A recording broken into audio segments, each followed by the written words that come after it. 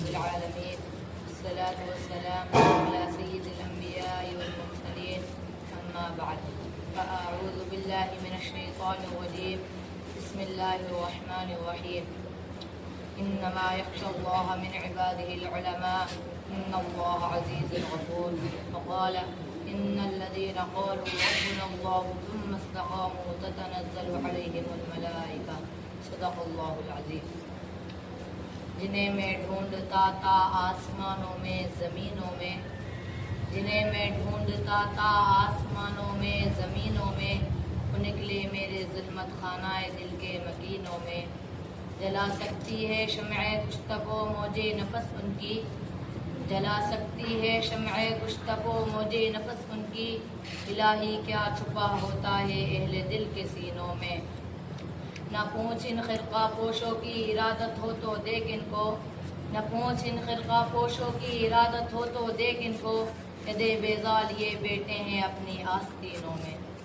محترم حضرات، جب ہندوستان کی مقدس سرزمین پر انگریزوں کا ناپاک سایہ پڑا اور وہ اپنی شاطرانہ اور عیارانہ چالوں سے یہاں کے مالک بن بیٹھے، جب باشندگان ہند پر طرح طرح کے ظلم و ستم کے پہاڑ توڑے جانے لگے، جب ہندوستانیوں کو غلام بنایا جانے لگا، جب ہندوستانیوں کا خون ان کے پسینوں سے بھی ارزاں ہونے لگا، تو ایسے نازک دور میں سب سے پہلے جس شخص نے علم بغاوت بلند کیا وہ محدث کبیر، امام جلیل، رئیس الاولیاء، فخر چمن، نازش وطن شاہ عبدالعزیز ابن ولی اللہ محدث دہلوی ہیں.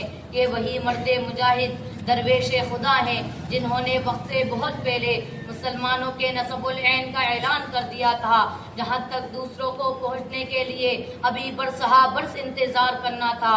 شاہ عبدالعزیز کا فتویٰ کیا تھا؟ ایک برق بے اما تھا جو دشمنوں کے لخت تمنا پہ گر پڑی. انگریزوں کی نیند حرام ہو گئی، جگہ جگہ آزادی کے شعلے بڑکنے لگے اور پرچم لہرانے لگے، سینوں میں ولولے مچلنے لگے اور حوصلوں نے انگڑائیاں لینی شروع کر دیں.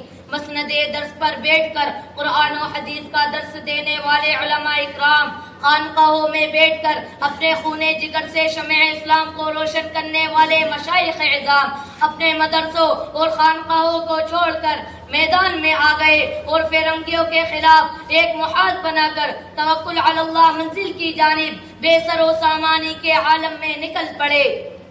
اور میں اکیلا ہی چلاتا جانب منزل مگر، میں اکیلا ہی چلاتا جانب منزل مگر، راہ لو آتے گئے اور کارواں بنتا گیا کہ مصداق بن گئے. حضرات، یہ کارواں مسافت طے کرتے ہوئے کس طرح منزل مقصود تک پہنچا، یہ ایک لمبی داستان ہے. اس داستان میں امنگیں بھی ہیں اور محرومیاں بھی، عزم و عمل کا جوش و خروش بھی ہے اور جنون اور شکست خوردگی اور بے چارگی کی افسردگی بھی، جنہوں نے شوق کی آشفتہ سری بھی ہے اور گردش دورہ کی کجروی بھی. اس طویل مسافت کو طے کرتے ہوئے ان کے پاؤں مسلسل لہو لہان ہوتے رہے. ہزاروں اور لاکھوں کا وجود غبار راہ بن کر اڑ گیا. کبھی جبر و تشدد کی خاردار جھاڑیوں نے ان کے دامن کو تار تار کیا تو کبھی وحشت و بریت کے پہاڑ ان کی راہ میں حائل ہو گئے، مگر اس بزم جنوں کے دیوانوں نے ہمت نہیں ہاری اور حادثات و مصائب سے ٹکراتے ہوئے منزل مقصود کی جانب بڑھتے ہی رہے. بالآخر سن ہجری 1947 میں ان کی بے مثال قربانیاں شجر بار آور بن کر نمودار ہوئیں، جس کے سائے میں آج ہم پرامن زندگی گزارنے کی کوشش کر رہے ہیں. وہ اس طرح علماء اکرام کو طرح طرح سے ستایا گیا، لیکن وہ مخلص علماء اس ملک کے لیے لڑتے ہی رہے اور اپنی جانوں کا نذرانہ پیش کرتے رہے. اللہ تعالیٰ ان کی قربانیوں کو قبول فرمائے. وآخر دعوانا